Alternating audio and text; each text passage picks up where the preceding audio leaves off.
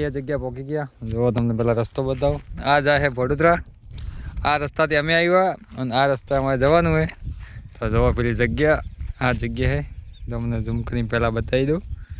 હવે ઘણા એટલા લોકોને ખબર હશે કે આ કઈ જગ્યાએ, પણ મારા ભાઈને ખબર નહોતી. તો આજે ભાઈને બતાવી દઉં. પહેલી વખત ભાઈને ટૂર કરાવું. તો હાલો જઈએ એમાં. બ્લેક કલરની ફોર્ચ્યુનર બાકી અને અમે આવીને જોઈ વ્હાઈટ તો જોઈ હતી, પણ બ્લેક ક્યારે ફોર્ચ્યુનર નથી જોઈ. તો તમે ખાલી ફોર્ચ્યુનર જો યાર, ચમકે ને પડી.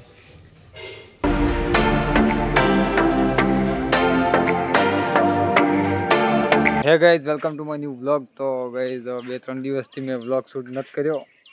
તો આજે એક વ્લોગ શૂટ કરું હું. આજે જાઉં હું ભાઈ હવેલીએ.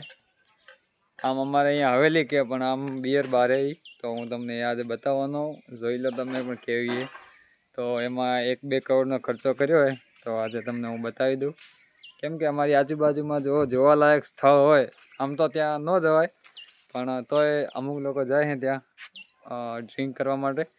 તો ત્યાં ન જવાય, પણ તોય શું એ બતાવવાની આમ એક આમ શું કહેવાય જગ્યા સારી છે. તો હું તમને આજે બતાવી દઉં. તો હાલો ત્યાં જઈએ હવે. તો ભાઈ આપણે ગાડી ત્યાં છે, તો ગાડી ચાલુ કરીએ ને પછી નીકળીએ. હા ગાઈઝ, વચ્ચેથી દિલીપ પણ આવે છે, તો એને પણ લઈ જવાનો હોય ત્યાં.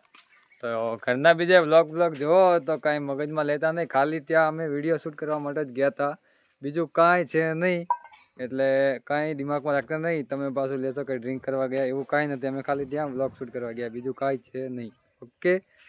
હા ગાઈઝ, 2-3 દિવસથી કેમ વ્લોગ શૂટ નતો કરતો ખબર કે ગળું બેહી ગયું હોય.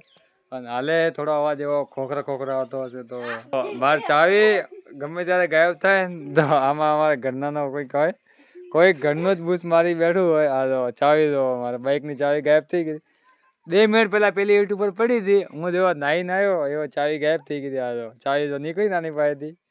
લાવ સોર. અને હું ગમે ત્યારે ફરીને પાછો આવું અને જો નાઇટમાં સુઈ જાઉં, સવારમાં ચાવી મારા કાનથી ગાયબ હોય. ખબર નહીં એમને શું હોય ચાવીમાં, કંઈ ખબર નથી પડતો, પણ ચાવી ગાયબ જ હોય ગમે તે કરો. તો હાલો હું તમને હવે દિલીપ જોડે ગેટે પહોંચી ગયા. અને આ જો આ સાઈડ જવાનું હોય આપણે, પણ આ સાઈડ પહેલાં જશું કેમ કે દિલીપને લેવા જવાનું હોય. કઈ ભાઈને પિકઅપ કરી લીધો. આ હે ભાઈની કરોડોની જમીન. જો આ ગેટથી લઈને છે સામે ઓડા વાળા બધી જમીન હે. જ્યાં સુધી તમારી નજર થાય ને ત્યાં સુધી ભાઈની જમીન હે. આ ભાઈ તો પાછળ આવીને બેસી ગયા. તો હાલ આપણે જે જગ્યાએ જવાની એ જગ્યાએ નીકળીએ.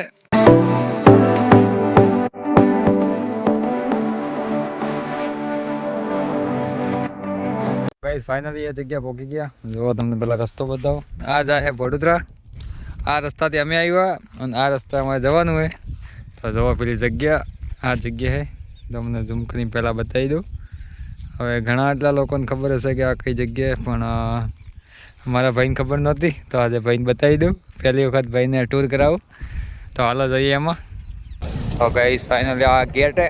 આ ગેટથી અંદર કેટલો આગળ લઈ માયલા આવવા દે કે ગાઈસ અમે બાઇક ચલાવતા નથી આવડતું. તો આ જો ભાઈ, હા અહીંયા મોટી પાર્ટી છે. બાકી ઉપર જો કોઈક જલસા કરે છે. તો ફાઇનલી એ જગ્યા આપણે પહોંચી ગયા. જો તમને બતાવું. હા જો છે કે નહીં બાકી. તો ગાઈસ હવેલી પહોંચ્યા ને તમે ખાલી અહીંયા કેવી મોટી સેલિબ્રિટી આવી તમે જોવો. ખાલી પહેલી જે ગાડી પડી ને એ ગાડીનું નામ નથી આવતું. એના પછી પડી એ હાલ તમને બાજુમાં તમે બતાવો. આ હે દીપા, આ કઈ ગાડી છે?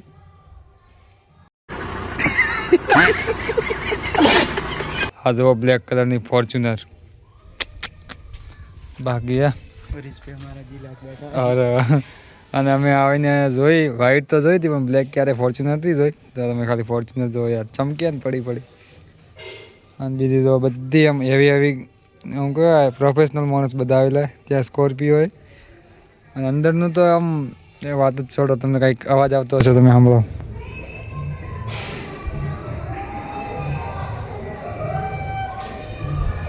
અંદર જોરદાર પાર્ટી ચાલુ હોય. પણ ત્યાં આપણને જવાનું કાંઈ પરમિશન બીજી હોતી નથી, ત્યાં નથી જવાનું.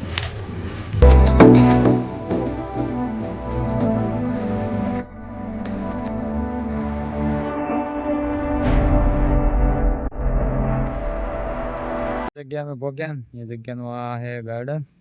અહીંયા બધા બેસીને દારૂ પીતા હોય. અને આ ભાઈ અમે શું કરવા આવ્યો હતો?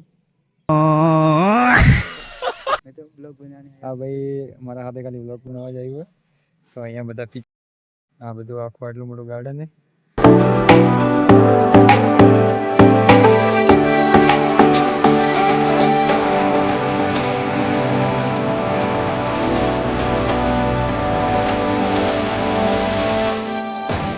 અને અહીંયા છે સ્વિમિંગ પુલ, એ તમને બતાવું.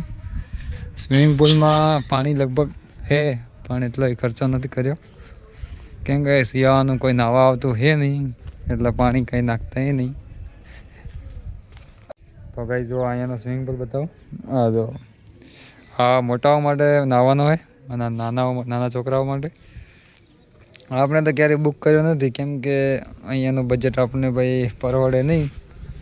તો આ તો ભાઈ મોટી મોટી પાર્ટીઓ જ અહીંયા જલસા કરે, બાકી આપણું કામ નહીં અહીંયા.